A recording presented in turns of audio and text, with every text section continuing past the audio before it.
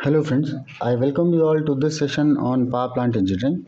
So in this lecture, I'll be telling you about the different types of irreversibilities which normally comes in any cycle, due to which the performance reduces. The first one is basically the reversibility happens due to two factors. The first is internal irreversibility, and the second one is due to external effect. Now, when we say internal, so that means due to friction. And when we say external, that is always due to the external heat transfer.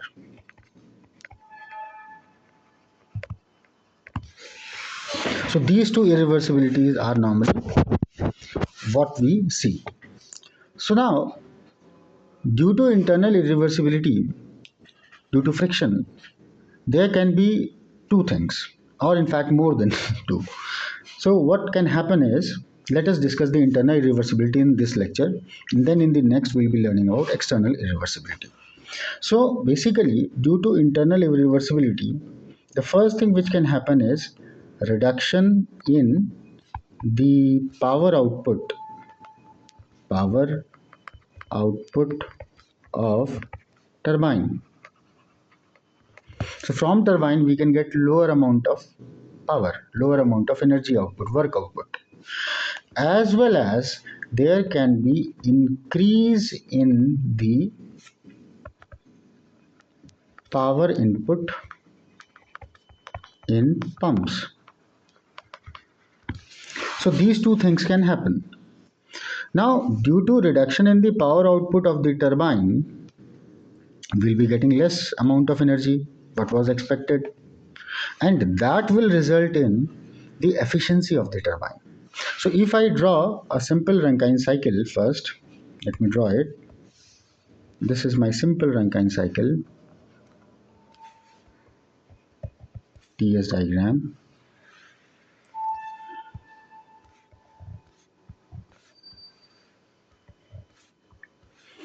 So now this is the one. Let's say it is 1, 2, 3, and 4. Here all the processes are reversible. That means 1 to 2 is reversible, adiabatic. So let us write it as 2s. 2s to 3 is what? It is reversible isobaric. 3 to 4, let's say it is S. It is reversible adiabatic, and 4s to 1 it is reversible isobaric. Now if I am talking only about pump and turbine, so due to irreversibility, what will happen? The turbine, due to irreversibility, the process will be no more a reversible one, and hence the entropy increases. So this point, let's say it is 2. So let me write it correctly. So this is your 2s point and this is your 2. Same happens with the pump. Due to irreversibility, the entropy will rise. So from 3, this is what will happen. This will be point number 4. So in case of turbine, due to irreversibility, the amount of power which we were expected to get, we will not be getting it. To see it more clearly, that H2 is more than H2S, we have to draw this diagram in HS. Then only we'll be able to understand the impact on enthalpy. So HS diagram, basically the Mollier diagram.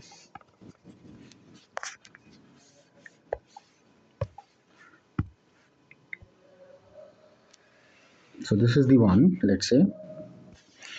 Then this is the higher pressure, that is the boiler pressure, and this is the lower pressure, that is the condenser pressure. Now, if this point is 1, then this is 2s, and if this is 3, then this is 4s. Okay, now here, due to irreversibility, the entropy will rise, and that is your point number 2. The same thing will happen here. This is point number 4. So now if you can see that the enthalpy at point number 2 is more than the enthalpy at point number 2s, whereas the enthalpy at point number 4 is also more in comparison to 4s.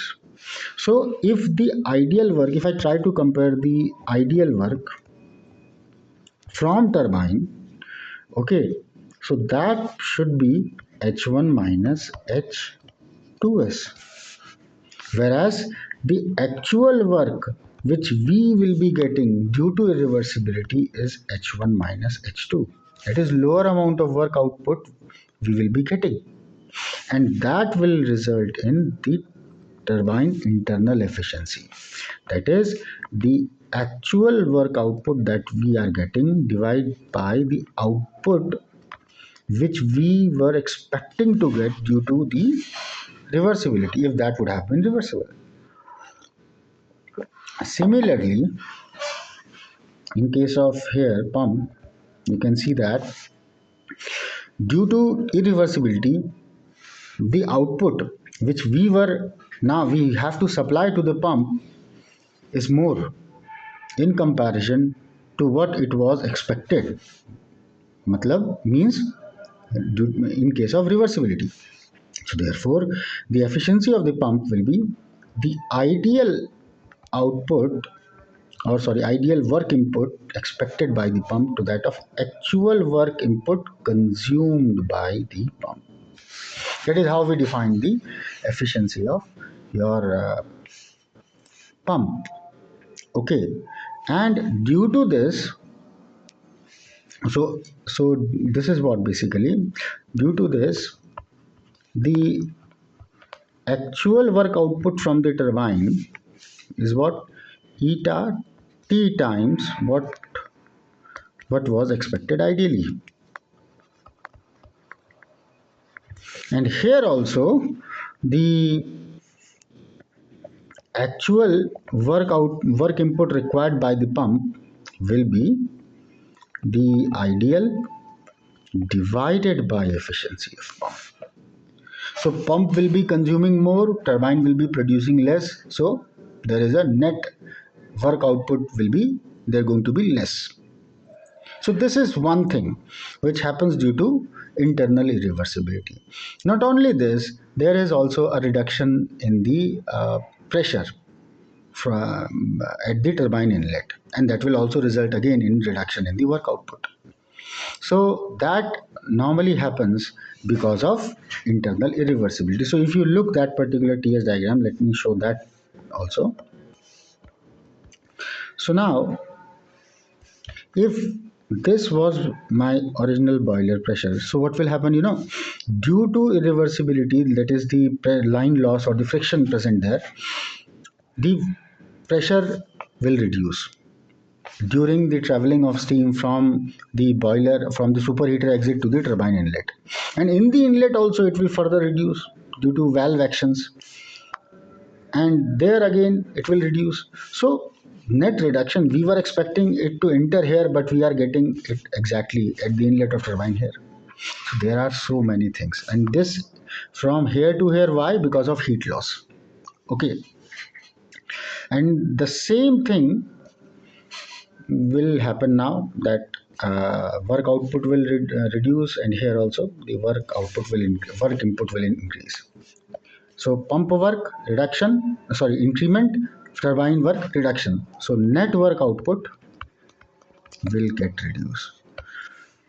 So ideally we speak of everything good, but in reality this is happening. So in this lecture, till this point only. In the next lecture, that will be a very short lecture, we will try to understand the external irreversibility in the Rankine cycle. Thank you very much for watching it.